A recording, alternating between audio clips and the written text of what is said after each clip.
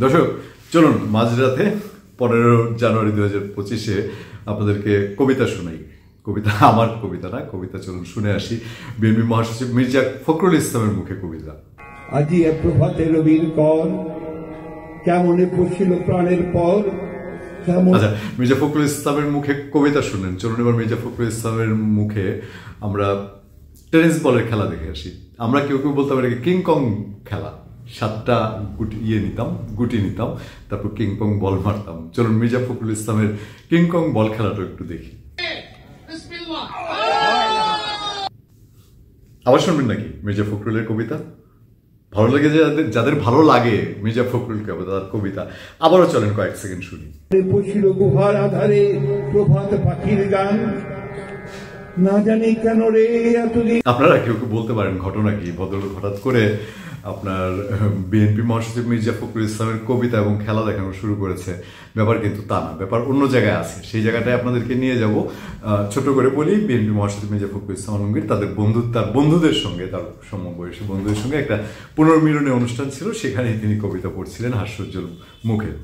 যাই মূল ঘটনায়, বিএনপি মহাসচিব মির্জা ফখরুল ইসলাম আলমগীর নানান সমালোচক বা তার বিরোধী যারা আছেন তারা নানান সময় নানান কিছুতে তার সমালোচনা করেন। তবে আমার দীর্ঘ সময়ের, তিনি যখন থেকে কৃষক দলের সভাপতি, সেই সময় থেকে আমি পেশাগত কারণে বিএনপির ভেতরে যতবারই বিভিন্ন প্রোগ্রামে গিয়েছি এবং তার বিএনপিতে মহাসচিব হয়ে উঠে আসা, ভারপ্রাপ্ত মহাসচিব থাকা, মহাসচিব হওয়ার পরে তার প্রতি পদে বিভিন্ন জায়গায় চ্যালেঞ্জ দেখা, আমাদের কাছে থেকে দেখা, তাকে ল্যাং মারার যত চেষ্টা, সবকিছু দেখে এখন এই বাংলাদেশে মির্জা ফখরুল ইসলাম আলমগীর আগামী দিনে যারা ক্ষমতায় যেতে চান সেই দলের অন্যতম কাণ্ডারি।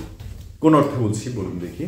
এই অর্থে বলছি, বাংলাদেশে সবসময় বলে যে পরিবারতন্ত্র এই দেশের রাজনীতিটাকে খেয়েছে। কাকে মিন করা হয় বঙ্গবন্ধু শেখ মুজিবুর রহমানের পরিবার, মুজিব পরিবার, এবং প্রয়াত রাষ্ট্রপতি জিয়াউর রহমানের পরিবার, জিয়া পরিবার। যে এই দুই পরিবার দিয়েই আওয়ামী লীগ এবং বিএনপি নিয়ন্ত্রিত, এবং এদের বাইরে এই দলগুলোতে কিছু হয় না। এই দুই পরিবারের বাইরে এইসব দলে কোনো উত্তরাধিকার নাই। তবে তাৎক্ষণিক এই সাময়িক সময়ের জন্য আমি যদি বলি, হিসাব করে দেখুন তো বাংলাদেশে আওয়ামী লীগের বা মুজিব পরিবারের এই মুহূর্তে কে আছে? ভাগ্যের খুব নির্মম পরিহাস যে সত্যিকার অর্থেই এই যে দুর্দান্ত প্রতাপের মুজিব পরিবার, সেই পরিবারের যদি বলি যে ডিরেক্ট একদম বঙ্গবন্ধু শেখ মুজিবুর রহমানের পরে তার দুই কন্যা শেখ হাসিনা এবং শেখ রেহানা বেঁচে গিয়েছিলেন ভাগ্যগুণে। তারা 75-এর পরে দীর্ঘ সময় তাদেরকে প্রবাসে থাকতে হয়। ভারতে থেকেছেন, জার্মানিতে, ইংল্যান্ডে থেকেছেন। তারপর ফিরে এসে রাজনীতি করতে করতে একসময় ক্ষমতার উচ্চ শিখরে তাদের ছেলে মেয়ে, নাতি নাতনি, তারাও বাংলাদেশের প্রতাপের সঙ্গেই কেউ কেউ রাজনীতিতে গিয়েছেন। তাদের পরিবার ঘেঁষা মামাতো, ফুফাতো, চাচাতো, তালাতো ভাইরা তারা জায়গা করে নিয়েছেন। প্রয়াত রাষ্ট্রপতি জিয়াউর রহমান পরিবারের সদস্য শূন্য বাংলাদেশ কখনো হয়নি। বেগম খালেদা জিয়া তিনি দেশে থেকে গেছেন, এবং জিয়াউর রহমান পরবর্তী সময়ে এসে জিয়াউর রহমানের পরিবার ওই অর্থে রাজনীতিতে অ্যাক্টিভ না হলেও বিএনপি চেয়ারপারসন বেগম খালেদা জিয়ার পরিবারের তার ভাই বোন সবাই বিএনপিতে খুবই প্রতাপের সঙ্গে ছিলেন, নীতি নির্ধারী মহলে ছিলেন, এবং বিশেষ করে তার ভাই এবং তার বোন দুজনেই বিএনপির উচ্চ পর্যায়ে ছিলেন। কিন্তু এখন যদি বলি তাহলে একদম সরাসরি ফার্স্ট ব্লাড বললে, যেমন বেগম জিয়ার যারা ভাই বোন তারা জিয়াউর রহমানের ফার্স্ট ব্লাড না। ফার্স্ট ব্লাড বলতে যাকে বোঝায়, তাহলে তার স্ত্রী সহ এবং তার সন্তানরা, তার নাতি নাতনি কেউ বাংলাদেশে নাই। এক অর্থে এখন বাংলাদেশ মুজিব এবং জিয়া পরিবার শূন্য।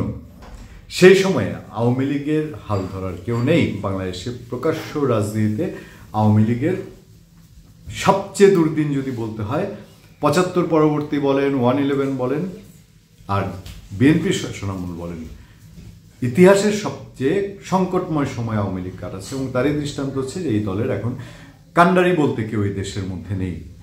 আর জিয়াউর রহমানের দল, সেই জিয়াউর রহমানের দল বাংলাদেশ জাতীয়তাবাদী দল, বিএনপির কাণ্ডারি যদি বলি সেটা হচ্ছে মির্জা ফখরুল ইসলাম আলমগীর। দেশের রাজনীতি এখন ক্রান্তিকাল বলেছেন মির্জা ফখরুলই, বিএনপি সবসময় বলছে। সরকারের দিক থেকেও স্বীকার করা হচ্ছে। সরকারের আপনার পররাষ্ট্র উপদেষ্টা তিনি গত সপ্তাহে একটা প্রোগ্রাম করেছেন যে দেশে যে ক্রান্তিকাল চলছে এই ক্রান্তিকাল অতিক্রমের জন্য তারা দ্রুত নির্বাচন দিয়ে দিতে চান, তাদের কোনো সমস্যা নেই, ইচ্ছা আছে নির্বাচন দেওয়ার। সো দ্যাট সবাই এবং সাধারণ মানুষ বলছে, ইভেন আওয়ামী লীগের যারা টুকটাক কথা বলেন আত্মগোপনে থেকে, তারাও বলছে দেশে এখন ক্রান্তিকালে। এই ক্রান্তিকালের সময় বিএনপির চ্যালেঞ্জ একের পর এক চ্যালেঞ্জ, সরকারের সঙ্গে একরকম তাদের বেঁধেই গেছে নির্বাচনের সময়সীমা নিয়ে। এর বাইরে জামাত তাদের চ্যালেঞ্জ, বৈষম্য বিরোধী ছাত্র আন্দোলন, জাতীয় নাগরিক ঐক্য তাদের চ্যালেঞ্জ, আওয়ামী লীগ তো আছেই তাদের আজীবন শত্রু। সেই জায়গায় বিএনপি চেয়ারপারসন বেগম খালেদা জিয়া, ভারপ্রাপ্ত চেয়ারম্যান তারেক রহমানের অনুপস্থিতিতে যেই মানুষটা এখন দলকে ধরে রাখার জান প্রাণ দিয়ে চেষ্টা করছেন, হিমশিম খাচ্ছেন মাঝে মাঝে বোঝা যায়। কারণ উঠতে বসতে যারা নিরপেক্ষ চোখে দেখেন তারা বারবারই বলছেন যে শত চেষ্টা করেও ওই চাঁদাবাজ দখলবাজ মুক্ত 100% বিএনপি 5 আগস্টের পরে করা যায়নি। কেন করা যায়নি? সে জায়গায় মির্জা ফখরুল ইসলাম আলমগীর কোথায় আটকাচ্ছেন, তার নির্দেশ দলের মধ্যে কে কোথায় আটকে দিচ্ছে উনি হয়তো ভালো জানেন। অনেক হাওয়া অনেকেই টের পান, বুঝতে পারেন। কিন্তু তারপরও এই চ্যালেঞ্জ সামনের দিনগুলোতে, এখন যে ক্রাইসিস আরও জটিল থেকে জটিলতর হচ্ছে, কিভাবে ফিল্ডে থেকে মির্জা ফখরুল মোকাবেলা করবেন সেটি দেখার বিষয়। ধন্যবাদ সবাইকে, ভালো থাকবেন, সুস্থ থাকবেন। আবার দেখা হবে, কথা হবে আপনাদের সাথে। আমি আতিক রহমান, পূর্ণিয়া।